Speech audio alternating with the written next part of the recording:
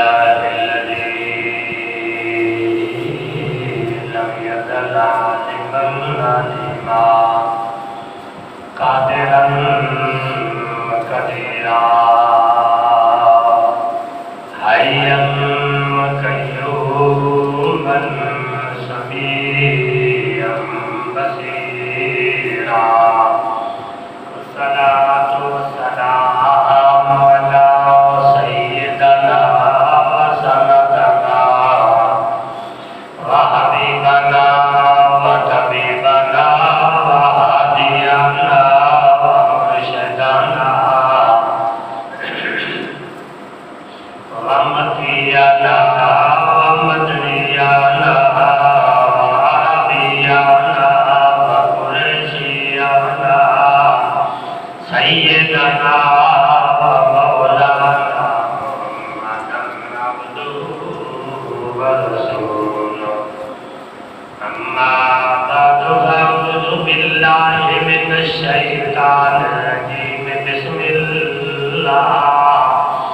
الرحمن الرحيم وأقيموا الصلاة وآتوا الزكاة واركعوا مع الراكعين آمنت بالله صدق الله العظيم وصدق رسوله النبي الكريم قال الله تبارك وتعالى في شأن حبيبه إن الله وملائكته يصلون على النبي يا أيها الذين آمنوا صلوا عليه وسلموا تسليما اللهم صل على سيدنا ومولانا محمد وعلى آل سيدنا ومولانا محمد وبارك وسلم عليه الصلاة والسلام عليك يا رسول الله الصلاة والسلام عليك يا حبيب الله الصلاة والسلام عليك يا رحمة للعالمين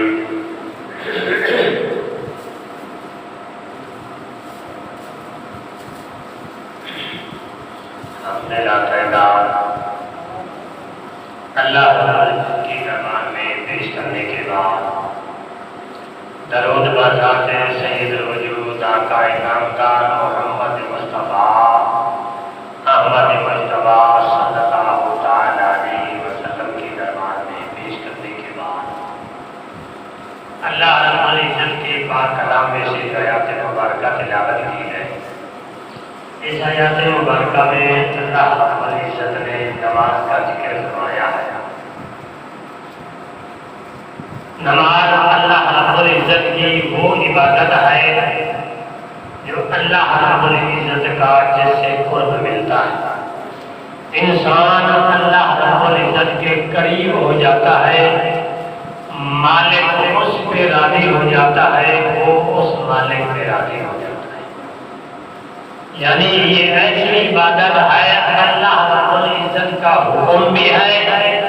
اور رب کائنات کا پیغام بھی ہے کہ اے بندے دنیا والوں کو سن لو، میں اللہ رب العزت کا یہ حکم تمہارے اوپر ہے، اس کو تم نے اپنانا ہے، اس کو تم نے کرنا ہے جو تمہاری دنیا کے اندر بھی کامیابی اور آخرت کے اندر بھی کامیابی۔ اللہ رب العزت نے فرمایا کہ اگر تم یہ کہتے ہو کہ ہم اللہ کے محبوب بن جائیں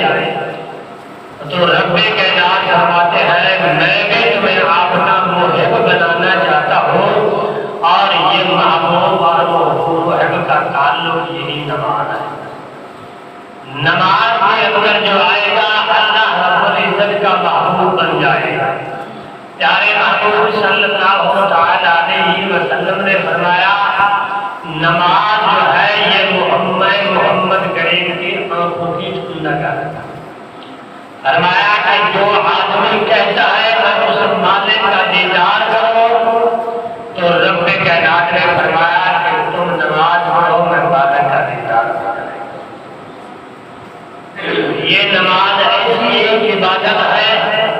جو اللہ رب العزت کے قریب لے جاتے ہیں۔ جب انسان اللہ رب العزت کے قریب آ جاتا ہے، مالک سے جو مانگتا ہے رب کائنات اس کو عطا فرماتا ہے۔ پیارے محبوب صلی اللہ علیہ وسلم نے فرمایا کہ اگر تمہارے اوپر کوئی مصیبت کوئی تکلیف آ جائے تو کیا کرنا ہے؟ تو آپ نے فرمایا کہ تم نماز کے اندر کھڑے ہو جاؤ، وہ مصیبتیں پریشانیاں تکلیفیں ساری ختم ہو جائے گا۔ اگر نماز کے قریب نہیں آؤ گے تو تمہارے اوپر مصیبتیں اور تکلیفیں جو ہے یہ بڑھتی جائیں گی۔ اس نماز کے صدقے سے اس کی وجہ سے اللہ رب العزت ان کے اوپر یہ مصیبتیں ختم کرتا ہے۔ پیارے محبوب صلی اللہ علیہ وسلم نے فرمایا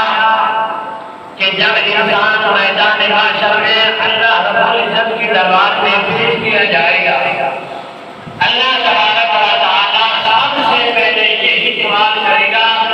بتلا کہ تو دنیا کے اندر نماز پڑھی تھی یا نہیں پڑھی تھی؟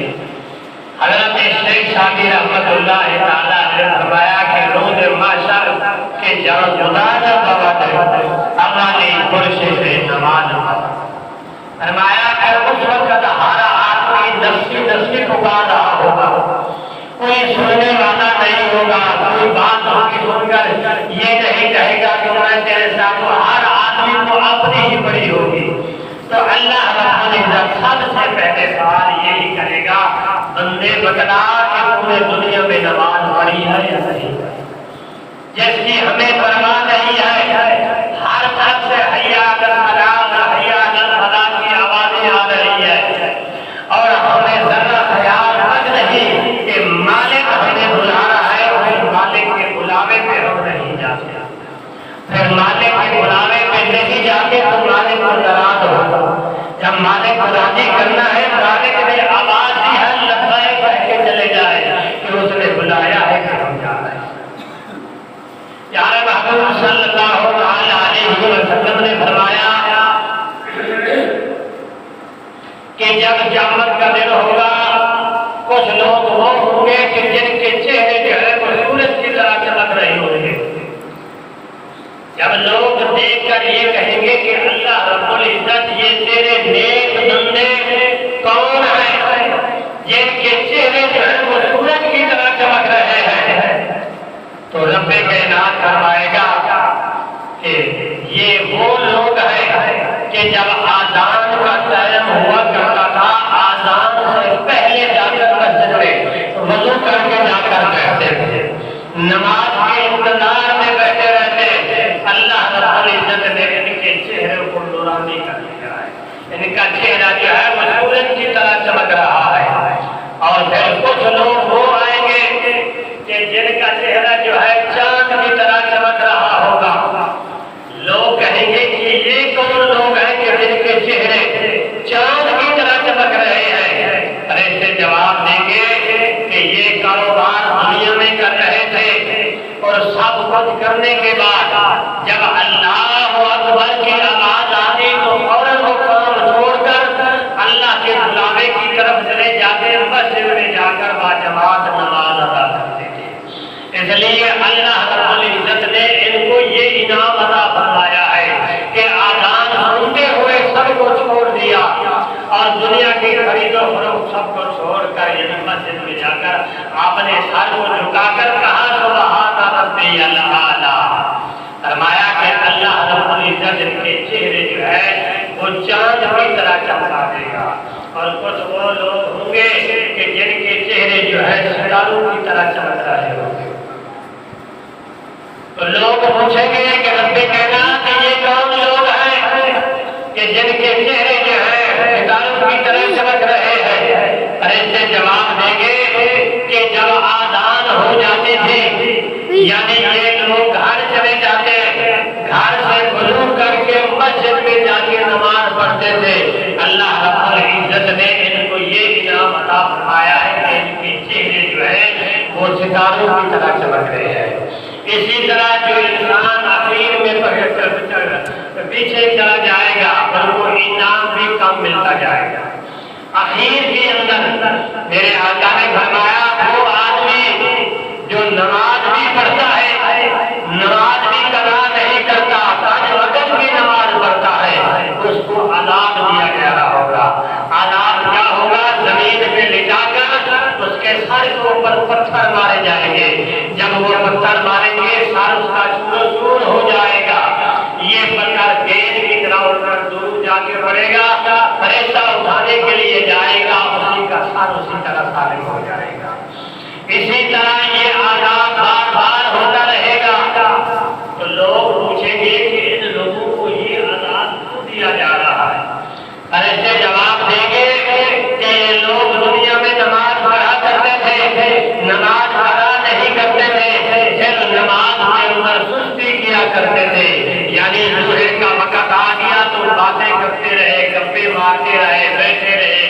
جس وقت ظہر کا وقت ختم ہونے کو آتا ہے اس وقت جا کر جلدی سے نماز پڑھ لیتے، یا عصر کا وقت ختم ہونے کو قریب ہو جاتا اس وقت جا کر عصر کی نماز پڑھتے، مغرب کا وقت ختم ہونے کو قریب ہوتا اس وقت جا کر نماز پڑھتے۔ تو فرمایا یہ نماز کے اندر سستی کرنے والے ہیں، ان کو یہ عذاب دیا جا رہا ہے۔ تو پیارے محبوب صلی اللہ علیہ وسلم نے فرمایا جو آدمی دنیا کے اندر نماز نہیں پڑھتا، اللہ رب العزت فرماتے ہیں کہ میرا اس سے کوئی تعلق نہیں ہے، کیوں جو یہ میرے ساتھ جس تعلق کے لیے میں نے آواز دی اور دنیا کے اندر بھیجا، بلانے والے بھی بھیجے اور میرے پاس وہ نہیں آئے، وہ میرے ساتھ تعلق نہیں جوڑنا چاہتے، تو میں مالک میرے کے ساتھ نہیں۔ پیارے محبوب صلی اللہ علیہ وسلم نے فرمایا کہ جب صبح کے وقت انسان اٹھ کر صبح کی نماز پڑھتا ہے، نماز پڑھنے کے بعد جب گھر واپس جاتا ہے، اللہ تبارک و تعالیٰ دو فرشتے مقرر کر دیتے ہیں، سارا دن اس کے ساتھ رہ جاتے ہیں کہ کوئی مصیبت آئے تو دور کر دے، یا کوئی نئی تکلیف دینے والے آ جائے تو اس کو دور کر دے، اس لیے کہ بندہ سارا کو چھوڑ کر میں اللہ کا قرب حاصل کرنے کے لیے آیا، تو رب کائنات نے دو فرشتے مقرر کر دیے جو اللہ رب العزت کے قریب لے جاتے، اس مالک کی حمد و ثنا کرتے، اللہ تبارک و تعالیٰ اپنا رحمت برسانا ان کے اوپر بھیج دیتا کہ اے دنیا والوں کے مالک کی رحمت تمہارے اوپر آئے گی کہ تم نماز قائم کیا کرو، نماز کے اندر کامیابی ہے، نماز کے اندر فلاح ہے، نماز کے اندر نجات آئے گی۔ اگر نجات حاصل کرنا چاہتے ہو اللہ رب العزت کے سامنے آ کر اپنا سر جھکا کر اس مالک کی حمد و ثنا کرو، اللہ رب العزت کی رحمت تمہارے اوپر برسے گی۔ پیارے محبوب صلی اللہ علیہ وسلم نے فرمایا کہ الصلاۃ وآتوا الزکاۃ، جو آدمی دنیا میں نماز قائم کرتا ہے، پیارے محبوب صلی اللہ علیہ وسلم نے فرمایا کہ اللہ رب العزت نے فرمایا کہ انسان جب اللہ رب العزت کے حمد و ثنا کرنے کے لیے نماز پڑھنے کے لیے آتا ہے تو اللہ تبارک و تعالیٰ اس بندے کو اوپر رحمت بھیج دیتا ہے اور فرماتا ہے کہ غفر لہ ما تقدم من ذنبہ، کہ انسان میں نے تیرے گناہ معاف کر دیے، اس لیے کہ تو آ کر اپنا سر اللہ رب العزت کے دربار میں جھکا دیا۔ پیارے محبوب صلی اللہ علیہ وسلم نے فرمایا کہ جب انسان مسجد میں نماز پڑھنے کے لیے آتا ہے تو انسان گناہوں کی گٹھڑی لے کر آتا ہے، جب مسجد کے دروازے سے داخل ہونے شروع ہوتا ہے تو فرشتے اس کے گناہ اٹھا کر سائڈ پہ رکھ دیتے ہیں کہ جب یہ اللہ کا ذکر حمد و ثنا کر کے واپس جائے گا پھر جس طرح اللہ کا حکم ہوگا اسی طرح ہوگا۔ جب وہ آدمی گناہوں کی گٹھڑی آدمی کو فرشتے اتار کر رکھ دیتے ہیں، گناہوں کی گٹھڑی اتار کے رکھ دیتے ہیں، جب اللہ کی حمد و ثنا کر کے وہ انسان مسجد سے باہر نکلتا ہے، نکلنے کے بعد پھر وہ کیا کرتا ہے کہ اللہ تبارک و تعالیٰ میں تو تیرے دربار میں یہ کچھ مانگنے کے لیے آیا تھا، اب اللہ تبارک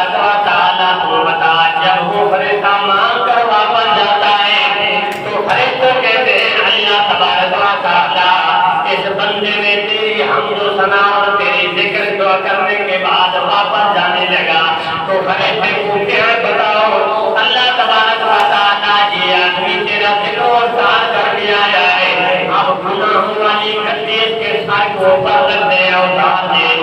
رب کائنات فرماتے ہیں جو گناہ لے کر میں اللہ کی دربار میں آیا اور اسی طرح پھر گناہ لے کر مسجد سے باہر چلا جائے، میں اللہ کے دروازے سے باہر چلا جائے تو پھر میرے گھر میں آنے کا تو کوئی فائدہ نہ ہوا، اسی طرح گناہ لے کر آیا میں اللہ کا ذکر کر کے پھر واپس بھی گناہ لے کے گیا، فرمایا کہ نہیں وہ میرا نہ ہو ماں کا قدم میں اللہ تبارک و تعالیٰ نے اس کے سارے گناہ معاف کر دیے۔ اس نے آ کر میرے دربار میں سر جھکایا، پھر بھی گناہ اسی طرح لے کر جائے تو آنے کا کوئی فائدہ نہ ہوا۔ فرمایا کہ آیا ہے تو نیکی پہ اعمال اور نیکیاں لے کر جاؤ، اللہ تبارک و تعالیٰ تیرے سارے گناہ معاف کر دے گا۔ اللہ تبارک و تعالیٰ فرماتے ہیں یہ وہ عبادت ہے جو مالک کا فضل ملتا ہے۔ آج ایک میں کتاب پڑھ رہا تھا، اس کے اندر بہلول دیوانے کی ایک حکایت آئی، مجھے بہت بڑی اچھی لگی۔ اصل حقیقت ہے اس کے اندر، ہم لوگ ایسی چیزیں پڑھ کے سن کے چلے جاتے ہیں۔ بہلول آپ بازار میں بیٹھے رہے، کسی نے پوچھا کہ بہلول بازار میں بیٹھ کر تو کیا کر رہا؟ اس نے کہا ہے کہ میں انسان اور خدا اور مخلوق کی آپس میں صلح کرا رہا ہوں، یعنی بازار میں بیٹھ کر اللہ اور اللہ کی مخلوق کی آپس میں صلح کرا رہا ہوں۔ کسی نے پوچھا بتلا کہ بہلول صلح ہو گئی؟ کہنے لگا کہ اللہ رب العزت تو مانتا ہے پر مخلوق نہیں مانتے، یعنی صلح کرا رہا ہوں آپس میں اور اللہ رب العزت تو مانتا ہے پر مخلوق نہیں مانتے۔ میں اس قسم میں لگا ہوا کہ مخلوق بھی مان جائے اور خدا بھی مان جائے۔ اس بہلول دیوانے کو قبرستان میں بیٹھے ہوئے کسی نے دیکھا، اسی کے ساتھ وہ حکایت بھی لکھی ہے کہ بہلول کو قبرستان میں بیٹھ کے کیا کر رہا ہے؟ اس نے جواب دیا اللہ کی مخلوق کا آپس میں صلح کرا رہا ہوں۔ تو اس نے پوچھا بتلا کہ صلح ہوتی ہے کہ نہیں ہوتی؟ وہ کہنے لگا کہ اب مخلوق مانتی ہے خدا نہیں مانتا، پہلے مخلوق مانتی تھی نہ مخلوق نہیں مانتی تھی خدا مانتا تھا، اب یہ ہے مخلوق مانتی ہے خدا نہیں مانتا۔ اس کا نتیجہ کیا ہے؟ اس کا نتیجہ یہ ہے کہ اللہ رب العزت نے فرمایا کہ انسان دنیا کی زندگی میں میرے پاس آؤ مجھے منانے میں مان جاؤں گا۔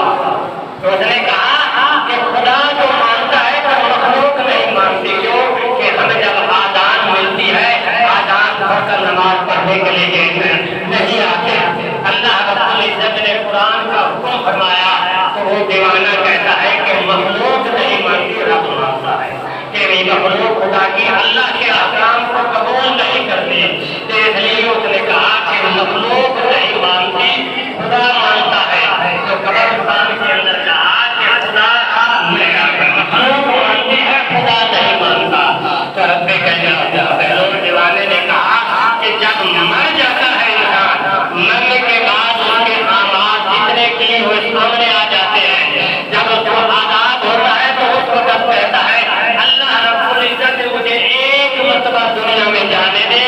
یعنی نیکی کے بغیر اور کو گناہ نہیں کروں گا۔ تو اس وقت انسان پچھتائے گا کہ کاش دنیا کے اندر ہم نیکیاں کر کے جاتے، اس وقت انسان اللہ کو منائے گا تو مالک نہیں مانے گا۔ رب کائنات فرمائے گا دنیا کے اندر تمہیں اس لیے بھیجا تھا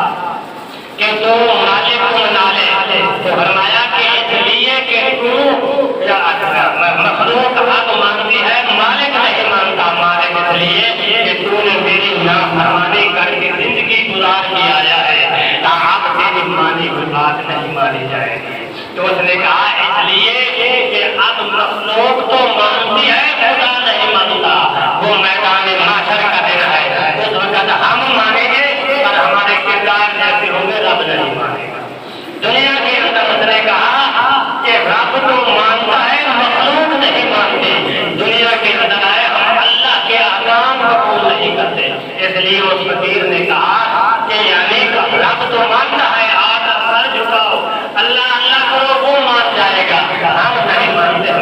یعنی ہر اس کے حکم کو ٹھکرا دیتے ہیں. تو اس لیے ان بزرگوں کے ہر بات کے اندر بھی ایک حکمت ہوتی ہے. اس لیے اللہ رب العزت نے فرمایا کہ اگر تم نے منانا ہے تو آج دنیا میں منا لو،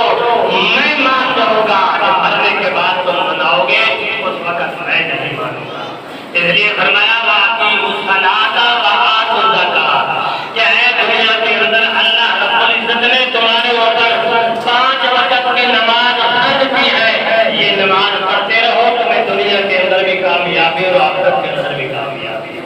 اگر نماز کے قریب نہیں جاؤ گے تو اللہ تبارک و تعالیٰ بھی فرمائے گا یہ آدمی میرے قریب نہیں آیا تو میں اللہ رب العزت بھی اس سے دور رہوں گا. پیارے محبوب صلی اللہ علیہ وسلم نے فرمایا کہ بے نماز آدمی سے قیامت والے دن بڑی سختی سے حساب لیا جائے گا اور وہ اللہ کے فرشتے خوشی میں آ کر ان سے حساب لیں گے. جو دنیا کے اندر نماز پڑھتے رہیں گے جس طرح معصوم بچے کے ساتھ ماں باپ پیار سے بولتے ہیں قیامت والے دن بھی اس آدمی سے اسی طرح فرشتے حساب و کتاب کریں گے. میرے آقا نے فرمایا کہ کچھ لوگ وہ بھی ہوں گے جن کو اللہ رب العزت بغیر حساب سے معاف کر دے گا کیونکہ وہ لوگ جو اللہ کی رضا پر راضی ہیں جس طرح مالک کرتا ہے اسی طرح وہ راضی ہے. اگر خوشی آ گئی تو پھر بھی راضی ہے، اگر غمی آ گئی تو پھر بھی راضی ہے. جو مالک کی مرضی اسی طرح ہے اس کی رضا پر راضی ہے. تو فرمایا وہ لوگ جو ہے بغیر حساب کی جنت میں جائیں گے. جو اللہ کے نام فرمانے کرنے والے ان سے حساب بھی سختی سے لیا جائے گا اور ان کو پہلے سزا ملے گی بعد میں جنت میں جائیں گے. تو پیارے محبوب صلی اللہ علیہ وسلم نے ہمیں حکم فرمایا کہ میں محمد کریم کی آنکھوں کی یہ ٹھنڈک ہے اللہ کا دیدار کرنا ہے تو نماز پڑھو. کچھ لوگ ایسے بھی دنیا کے اندر ہیں جب نماز میں کھڑے ہو جاتے ہیں تو مالک کا دیدار ہو جاتا ہے. حضرت علی مرتضیٰ فرماتے ہیں اس وقت تک میں سجدہ نہیں کرتا تھا جب تک مجھے مالک کا دیدار نہیں ہوتا تھا. جس سجدے میں مالک کا دیدار نہیں ہوتا میں یہ سمجھتا تھا کہ یہ سجدہ بھی میرا اللہ کے دربار میں قبول ہے. ہم تو وہ ہو رہے ہم تو سجدہ کرنے کے لیے بھی تیار نہیں ہے. جب سجدہ نہیں کریں گے تو مالک کی رحمت ہمارے اوپر کیسے آئے گی. دعا ہے اللہ رب العزت ہمیں سجدہ کرنے کی توفیق عطا فرمائے.